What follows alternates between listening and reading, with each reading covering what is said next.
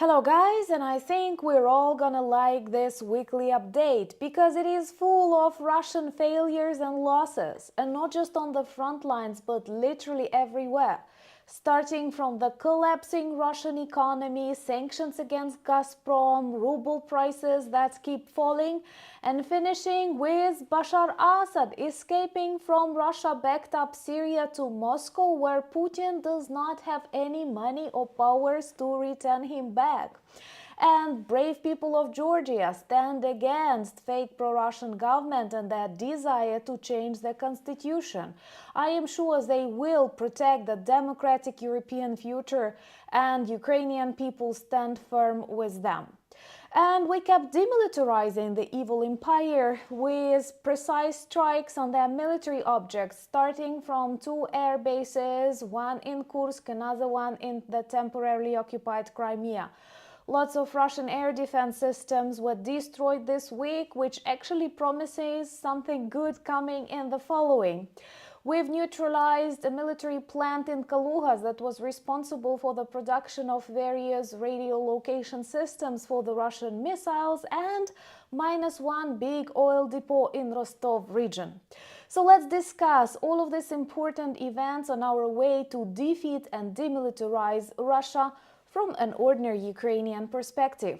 My name is Anna, I'm from Ukraine, I'm in Ukraine, and if you want to see the collapse of the Kremlin, the demilitarization of Russia, and also protect yourself against their evil narratives and hybrid warfare around the world, subscribe. We discuss all of that on the channel. And we will start with the collapse of Gazprom Bank, which is the result of sanctions, the US sanctions. You know, it seems like Garry Kasparov, perhaps the only real acting oppositioner in Russia, once described that country as just a big gas station with nuclear weapons, outdated nuclear weapons. And we all know that Russia is not competitive on the innovative market, and all they offer their raw materials and resources. That's why Gazprom company and Gazprom Bank are central for the survival of Putin's military machine. And finally, it was sanctioned by the United States, and the result is tremendous. In just the last 6 months, Russian ruble lost 1/3 of its value, and now it ranks the second most devalued in the world, which is phenomenon when you think about Putin's image that he takes on various BRICS meetings, threatening the world with the growing Russian economy and strengths, when in reality the numbers, the books demonstrate just the contrary.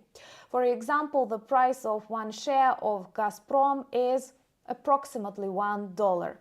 So right now we observe a tremendously fast inflation, efforts in Russia to stop it by rising key interest rates potentially to 23 or 25% this December, thus killing various mid-sized businesses in Russia, and, well, repeating the Soviet history, the Soviet collapse. And to some extent Putin dreamt to recreate the USSR, and he achieved, but not the one he wanted, but the one that existed in the end of 80s, just before its tremendously loud collapse.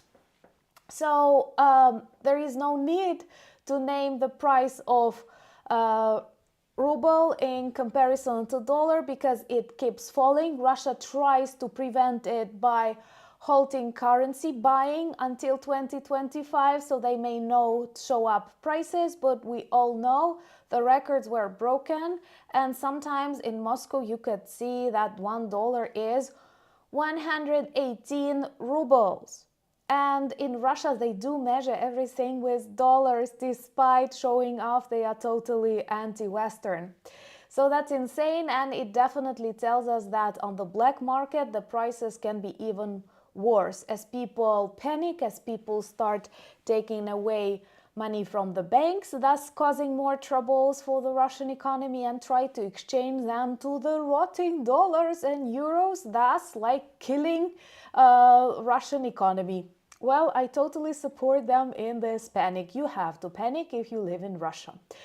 Subscribe to demonstrate your solidarity with Ukraine and all strong people who stand for freedom and democracy, and we see a lot of them in different corners of the world. Just in the previous months, we spoke about the elections in Moldova, which despite all the Russian warfare, hybrid warfare and provocations, did not go according to the Kremlin's plan. And now we see a tremendous failure of Putin in Syria. I agree with many Ukrainian YouTubers and international voices actually who say that this collapse of Bashar al-Assad's regime and his escape to Moscow can actually be one of the greatest failures of Putin in history in general. Well, you have to understand that the regime of al-Assad existed only because Russia was main sponsor. And Russia gave this regime aviation, with which they destroyed Aleppo, just as they later did with Ukrainian Mariupol. And what is also important, by demilitarizing Russia, destroying their military air bases, stocks of their missiles, bombs, with long-range strikes, we actually protect other countries like Syria from Russian aviation. Because actually the only reason that this Assad's regime survived in Syria for a decade was the backup of Russian Wagner Group mercenaries and aviation. Without that, you see, troubles appear really quickly. And it is also a very vivid illustration that Russia has run out of money. Their blitzkrieg in Ukraine that lasts instead of 3 days for 3 years can seriously exhausted everything. And we see that they are losing their grasp over lots of territories. They have protests against Russia in Russia-backed up quasi-republic Abkhazia, which will return to Georgia. They cannot finalize the results of their fake elections in Georgia because brave people went out on the protests. And what we observe in Syria is a disgrace of the so-called Russian army because they flee the bases. They leave lots of weapons. Rebels actually got 4 or more of Russian aircraft. They take away old Soviet armored vehicles, and there are lots of photos all over X and Blue Sky. Follow me there, the links in the description of this video. And it is a disgrace and an illustration of this weakness of totally fake image of Russia as a big drunk bear that can do whatever it wants. No, it doesn't have enough men, wisdom, and since recently and very vividly, money. So that's actually good. And I am sure more interesting things to happen in the former regions that Putin tried to control. And what makes me even more interested is the fact that in January 2025 we have elections in Belarus. Let me know in the comments below, do you think anything can happen in this country? Because in 2020 they did everything to change Lukashenko, but unfortunately the world was not brave enough to support them.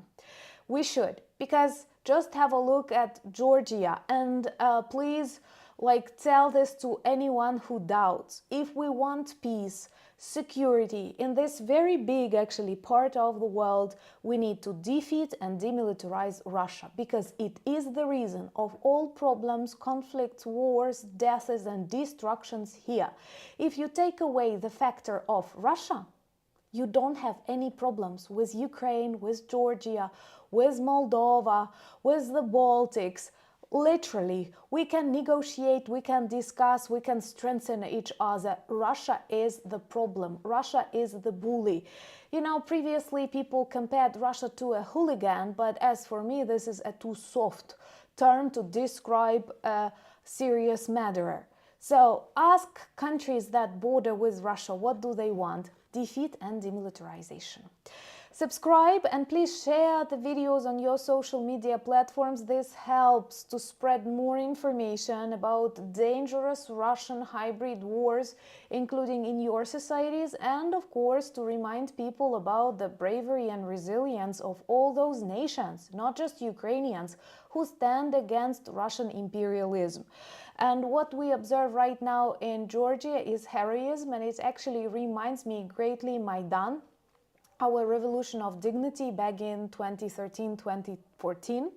And I think that Russia is past, and no matter how hard it tries, it cannot return us back to this miserable living in the conditions of the Soviet Union, no matter what they do.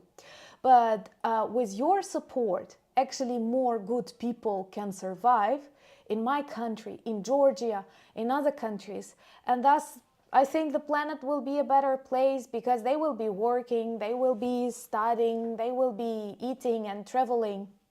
So, like, we have two options. We will be fighting against Russia until its complete defeat and demilitarization. And it is either more of us survive or less. And I pray that more, because I'm sure that people who are so brave and who stand for freedom, who stand for other lives, who demonstrate respect to your values, are actually a part of your family, even if they live in a troublesome area. So please help us defeat this evil. And we are doing our best. But please also support the NEFO campaign. We are 70% done. And I am very proud for all the support that we feel. Like, I feel the pickup truck is already ours and lots of drones. So do invest in Ukrainian drones and help us demilitarize more of evil Russian objects. And I've received feedback of previous units who actually reported that